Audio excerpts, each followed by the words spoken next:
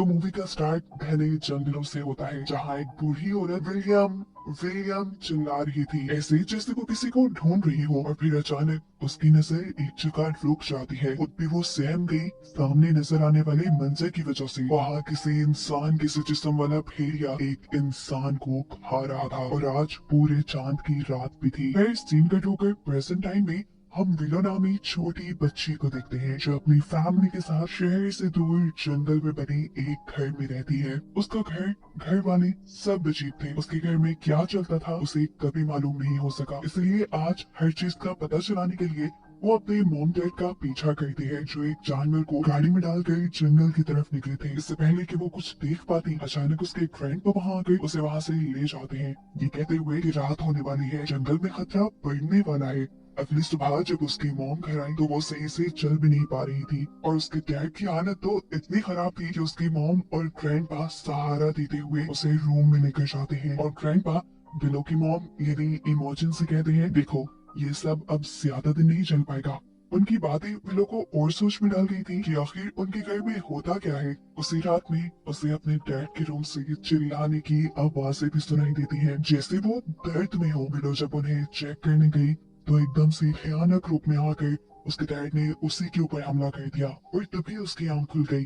मतलब ये उसका बुरा ख्वाब था। सुबह होने पर उसने देखा कि इमोजिन उसके डैड का कोट धो रही थी, जो तकरीबन पूरा ही खून से लथपथ था। अब उसने रहा नहीं किया, उसने हिम्मत की और जाकर अपनी मॉम से पूछ ही लिया, मॉम यहाँ चल क्या रहा है। इमोजिन गड़बड़ा गई और बोली, कुछ कुछ भी तो नहीं, सब ठीक है, सब नॉर्मल है। सच का पता तो लगाना था विलो को। वो चुपके से रात में अपने मॉम डैड की बातें सुनती है, जहाँ उसके डैड कहते हैं, इमोजिन मेरी हालत अब ज्यादा खराब है और मुझे पता है कि तुम मेरी वजह से मुश्किल में हो। इससे पहले कि वो कुछ और कहता, एलिजाबेथ उससे कहती है, आराम करो।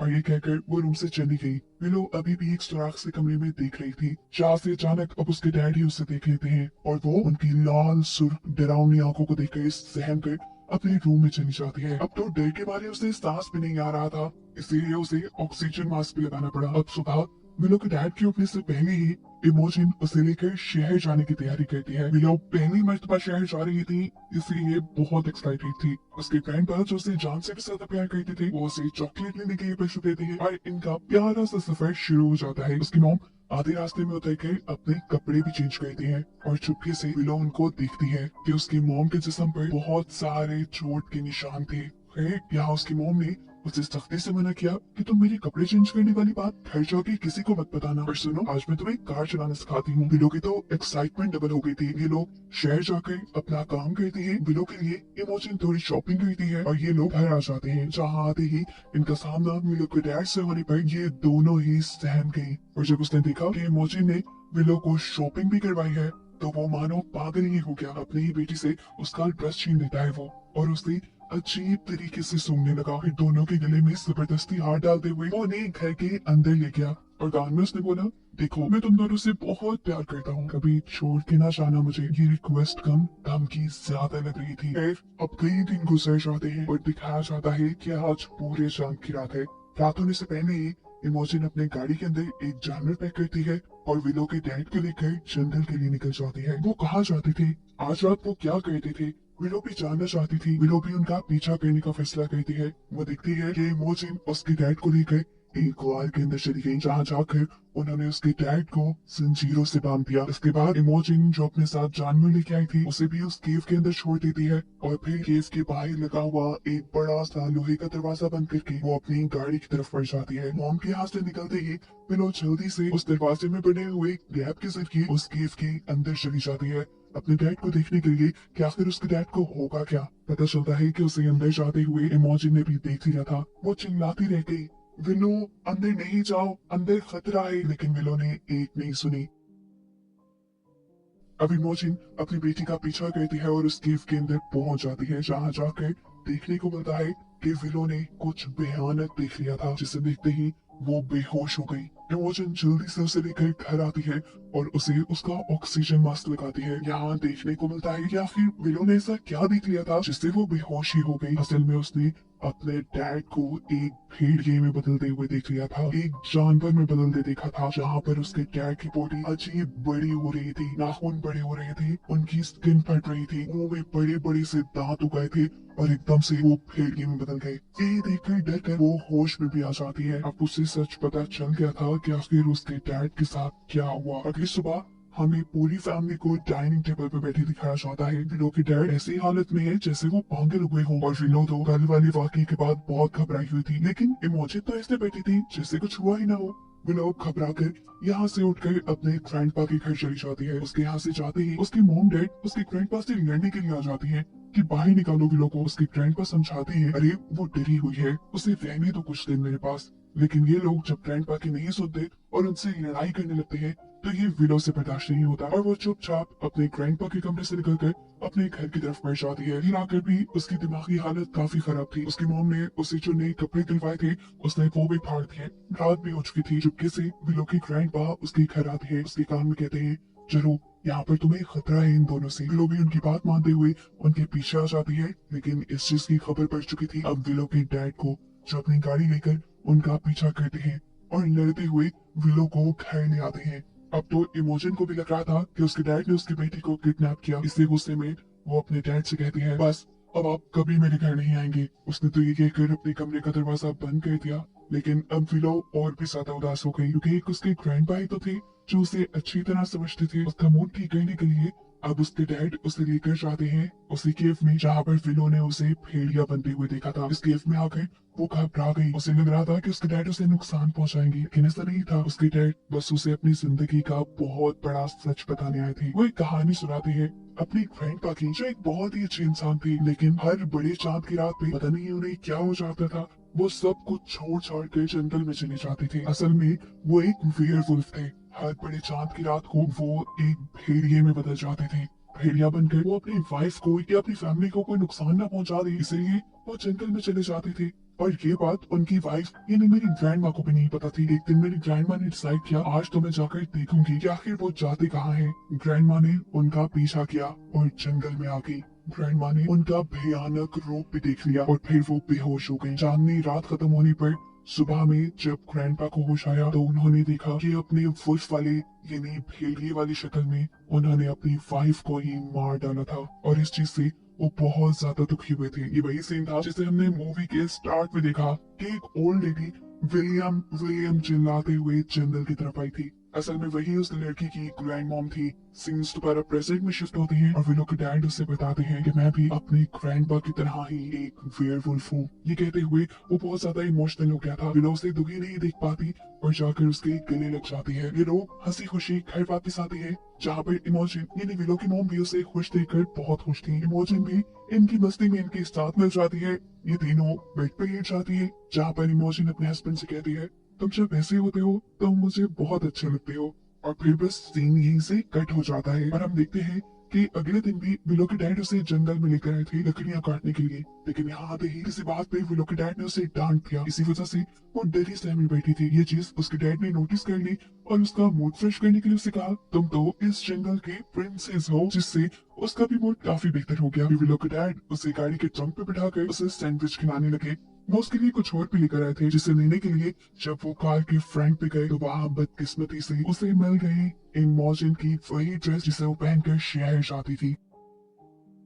ये देखकर वो तो गुस्से से पागल हो गया। उसने ड्रेस सुनी और आकर विलो से पूछताछ करने लगा। विलो ने उसे कुछ नहीं बताया तो गुस्से में उसके हाथ से उसका सैंडविच फेंकते हुए वो उसे लेकर घर आ गया। घर आते ही उसने इमोजन को ढूंढा और उसे गाड़ी में बिठाकर जंगल की तरफ ले गया। आज तो पूरे चांद की रात भी नहीं थी। विलो को समझ नहीं आया कि अब क्या होने वाला है। अगली सुबह जब वो घर लौटे तो उसकी मॉम की हालत काफी खराब थी। खैर दिन यूं ही टेंशन में गुजर जाते हैं और फिर एक दिन विलो का बर्थडे आ जाता है जिसे सेलिब्रेट करने के लिए इमोजन उसके लिए केक बनाती है और ऐसे घर का माहौल थोड़ा अच्छा हो जाता है। साथ ही आज विलो का बर्थडे था तो विलो के ग्रैंडपा कैसे नहाते अपने ग्रैंडपा को एक छोटे से पपी गिफ्ट के साथ देखकर वो भी बहुत ज्यादा खुश हो जाती है। जिसके बाद अब सीन कट हो जाता है और फिर हमें काफी दिन बाद का सीन दिखाया जाता है। आज दोबारा पूरे चांद की रात है। हर बार की तरह इमोजन और उसके हस्बैंड जंगल के लिए निकल गए हैं और रात में अब विलो के साथ भी कुछ अजीब हो रहा है। उसका एक दिल काला पड़ गया है जिसके अंदर से अब खून भी निकल रहा था। उसका दिल उखड़ गया एकदम से, बड़े बड़े नाखून उसके पैदा होने लगे,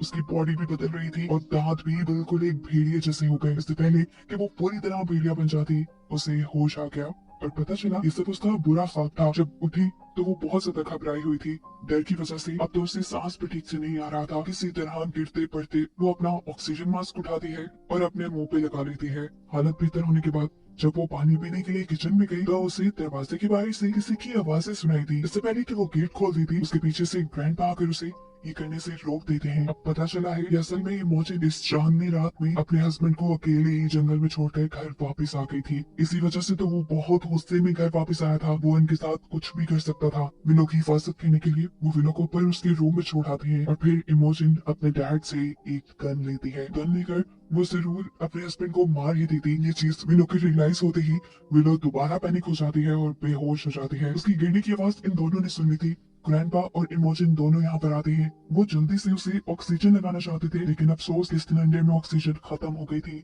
जो लेने के लिए इमोजन को अब नीचे बेसमेंट में जाना पड़ता। बाहर आए हुए खतरे की परवाह न करते हुए वो बेसमेंट की तरफ बढ़ती है। वो जब सिलेंडर को लेकर वापस ऊपर कमरे की तरफ बढ़ ही रही थी कि गलती से उसके पॉकेट से गन भी गिर गई। बाहर अभी भी इमोजन का हस्बैंड जोर जोर से दरवाजा नॉक कर रहा था। गुस्से में तंग आकर इमोजन जोर से चिल्लाती है और कहती है बस भी कर दो, चले जाओ यहाँ से। ऊपर विलो की सांस भी रुक रही थी। ग्रैंडपा इमोजन को आवाज देते हैं और वो सब कुछ छोड़ छाड़ कर अब ऑक्सीजन सिलेंडर लेकर ऊपर आ जाती है। ये लोग विलो को ऑक्सीजन लगाते हैं और तभी इन्हें फील होता है कि अब नीचे इनके घर में कोई घुस आया है। कोई कौन? विलो के डैड ही होंगे ये। इमोजन गन के साथ नीचे बढ़ना चाहती थी लेकिन तब उसे रियलाइज हुआ कि गन तो उसने कहीं खो दी। तब ग्रैंडपा अकेले ही नीचे जाने का फैसला करते हैं जबकि इमोजन विलो को लेकर एक कबर्ड के अंदर छुप जाती है। ग्रैंडपा जैसे ही नीचे आए तो वो लड़का बहुत ही ज्यादा गुस्से में था। उसने दोनों हाथों से ग्रैंडपा को उठाकर उछाला और ग्रैंडपा जाके एक दीवार में लगे हुए सींग वाली हैंगिंग्स पे लग गए। वो सींग पूरी तरह ग्रैंडपा के जिस्म के अंदर स्टैब हो गए।